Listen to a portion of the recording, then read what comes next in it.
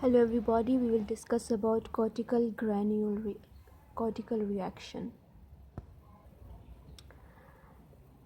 Now, slow block to polyspermy which include cortical granule reaction. जो slow block to polyspermy होती है उसमें cortical granule reactions होता है. In this reaction, barrier is made in form of fertilization envelope which lead to blocking of additional sperm. Now इस reactions में एक barrier बनाया जाता है in form of fertilization envelope जो कि ब्लॉकिंग करता है एडिशनल स्पर्म की. In diagram egg has jelly coat outside, it has cortical granule inside and egg cell membrane on outside and got wetland membrane on inside.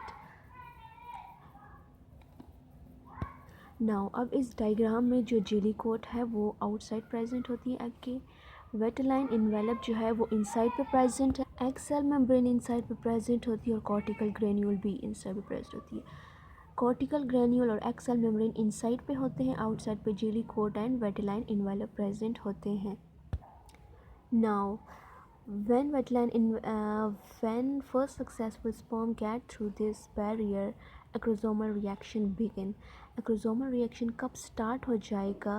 जब first sperm enter होगा. then within no time fast block to polyspermy comes within place, then electric block or fast block to polyspermy vanish and then slow block to polyspermy begin. First जब acrosomal reaction start होगा तो fast block to polyspermy भी start हो जाएगी. Fast block to polyspermy को हम electric block और fast block भी कहते हैं. एंड ये विद इन नो टाइम, ये शॉर्ट टाइम के लिए होती है. फास्ट ब्लॉक ये वैनिश हो जाएगी. That's the permanent solution to block polyspermy. Slow block to polyspermy है ये एक परमानेंट सोल्यूशन होता है to block polyspermy. In slow block, sperm releases many solid factors. These factors are able to activate tyrosine kinase. In the diagram, sperm releases factors which turn on the tyrosine. The activated tyrosine further activate the PLC. अब PLC क्या है? Phospholipase C.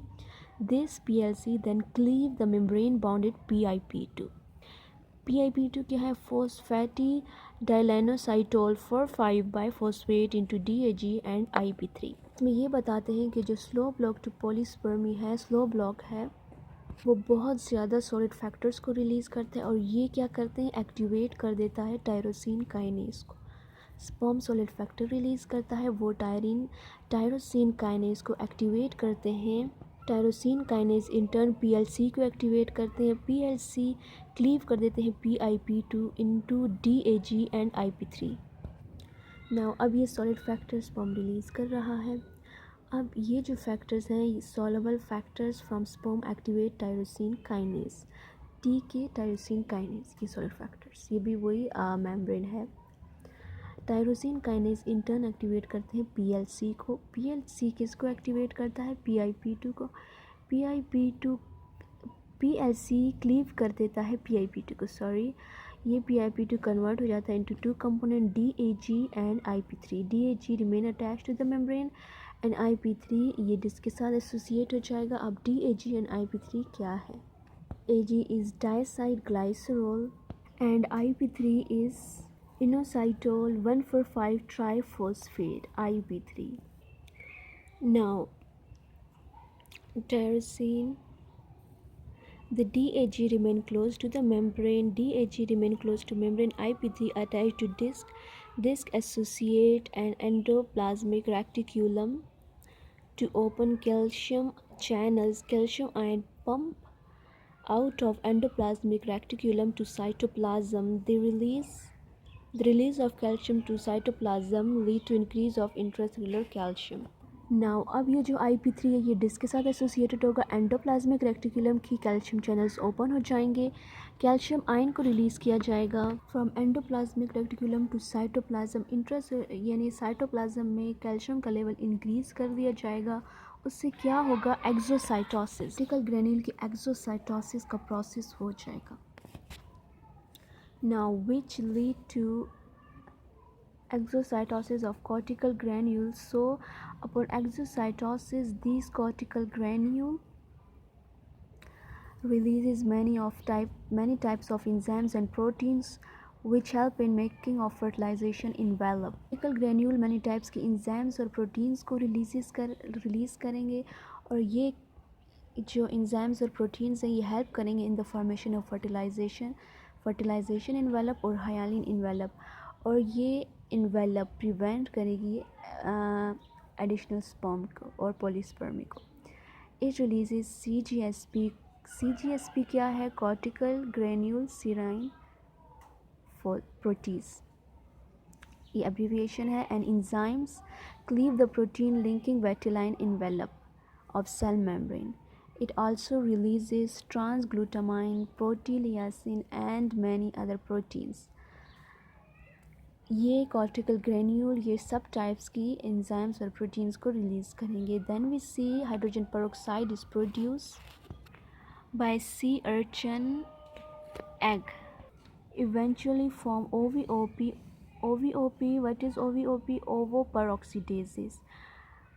Hydrogen peroxide को sea urchin का egg produce करता है. क्या बनाता है? OVOP, ovoperoxidase. It is UDX1 sea urchin dual oxidase जो कि मॉलिक्यूलर ऑक्सीजन को कन्वर्ट करता है हाइड्रोजन पेरोक्साइड में.